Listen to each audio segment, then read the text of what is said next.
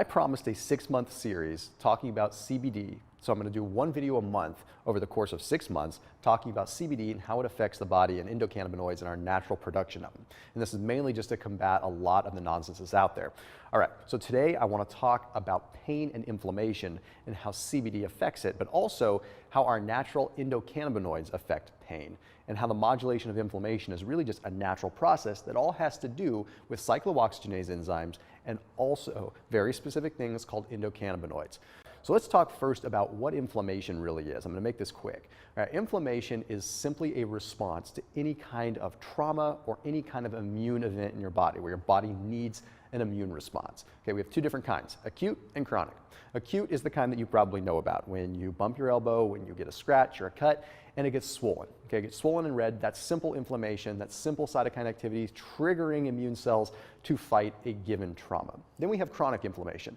It's the inflammation that's occurring in our body all the time, really. Okay, it's constantly happening. Sometimes it's worse than other times. And this has to do with the fact that our cells become actually sick and we trigger an immune response, and then it cascades into this vicious circle where the immune system responds even more and more and more, yielding to chronic inflammation. Now, normally when we think of fighting inflammation, we think of an anti-inflammatory, or when we talk about anti-inflammatory processes in the body, we think about something known as a non-steroidal anti-inflammatory, aspirin, ibuprofen, things like that. And yes, those do combat inflammation, but here's how they actually work.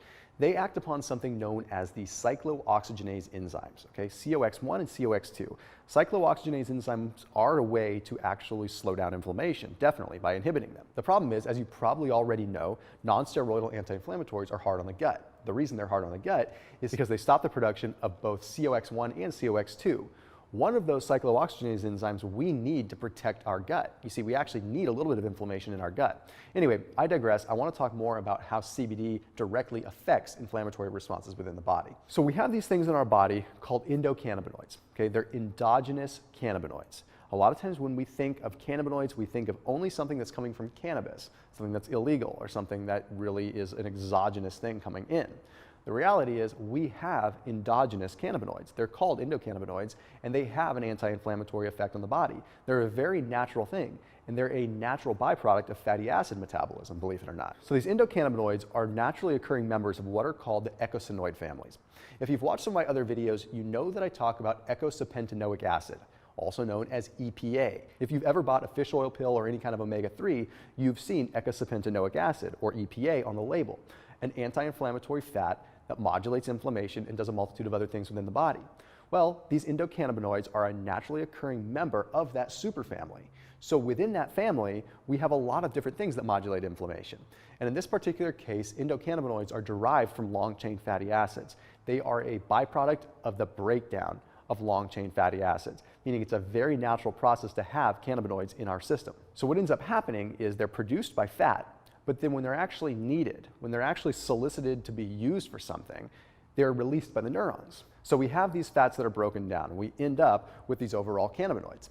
But they don't get released until the neurons say so. So the neurons actually see some inflammation or they see something, they're going to release more of these to modulate it. So it's this natural progression of fats communicating with neurons to ultimately release these endocannabinoids. So let's take it a little bit further to understand how this works. And now that means we have to understand cytokines. You see, cytokines are signaling proteins that ultimately recruit inflammation to happen. So cytokines will trigger specific immune cells to release inflammation or actually even reduce inflammation when given the right circumstances. Cytokine activity is not always bad. We do need some cytokine activity. If we got rid of all the cytokines, we wouldn't ever have inflammation, or it wouldn't ever be able to be modulated up or down, leaving us in a really sticky situation. So when we get down to CBD, CBD actually modulates the cytokine production. So it works on cytokine production with very specific cells though. So since we don't want to get rid of all the cytokine activity, we do want to get rid of it with specific things. So very specific immune cells that are overactive, that are causing inflammation in our joints all the time or causing inflammation in our brain, they can become reduced with the instance of CBD being in the equation, simply because now we have all the stimulation of these natural endocannabinoids to reduce that inflammation. But there's one specific area of the body that reduces cytokine activity that's exceptionally important, and that's when it comes down to T helper cells. If you've ever heard of T cells before, then you know that there are two kinds. There are helper cells, and there are killer cells. The helper cells travel around the body and they slap a label on anything that is potentially bad. That label allows the killer T cells to come by later and designate that to be killed. So basically it has a label and now the killer T cell goes ahead and it kills it. So they're working in tandem, kind of a two-part equation here. So what CBD does is it limits the cytokine activity of these helper T cells, meaning they are not as activated in a bad way. If you have overactive T cells, T helper cells, they're going to run around your body running rampant, slapping a label on everything, triggering inflammation and triggering killer T cells to come around and start an attack on things that don't need to be attacked. So you can see how this can lead to a massive amount of chronic inflammation, leading to joint pain, brain fog, digestive discomfort, all kinds of different things. So to help this get in really clear, I'm going to break down one specific kind of endocannabinoid. Now there are a multitude of them, but this particular one is very common and it's one of the most well researched. It's called anandamide. Okay? Anandamide is a naturally occurring cannabinoid. It's an endocannabinoid that by using CBD oil, your body naturally creates more of. Remember, I've talked about this in other videos, but CBD does not react with the CBD1 and CBD2 receptors, okay? It does not do that like traditional cannabis would. It's not a recreational drug. What it does is it allows your body to naturally create more of the endocannabinoids that are good. Endocannabinoids like anandamide.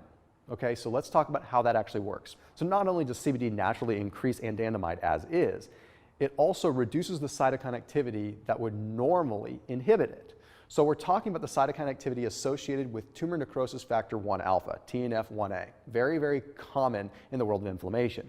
By reducing TNF1A, we reduce the body's ability to fight off production of anandamide.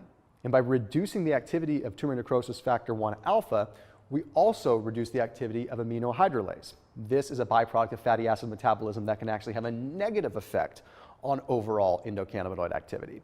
Basically, all this means is by reducing the cytokine activity of these two things, we are allowing endocannabinoids to do their job better, and we are allowing anandamide to come into fruition, and we create more of it.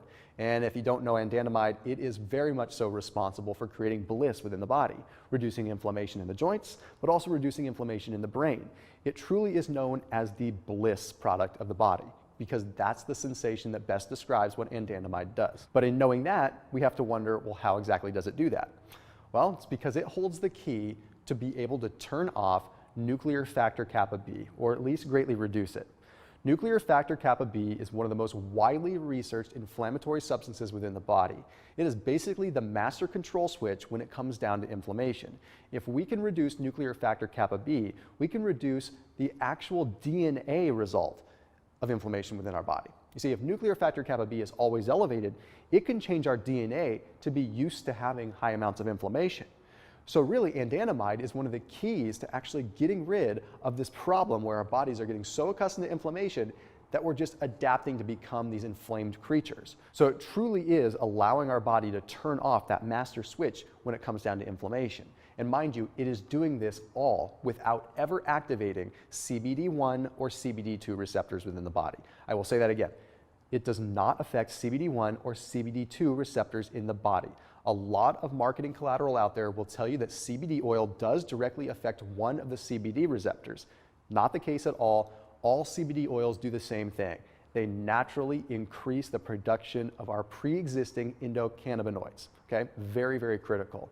So I know this was very in-depth. It was talking about cytokines, it was talking about all kinds of inflammatory markers in the body, but it's important that you know that at the end of the day, it is a solid way to modulate and reduce inflammation in the body without acting upon the cyclooxygenase enzymes that are going to destroy your gut and lead to a lot of other damaging things in your life.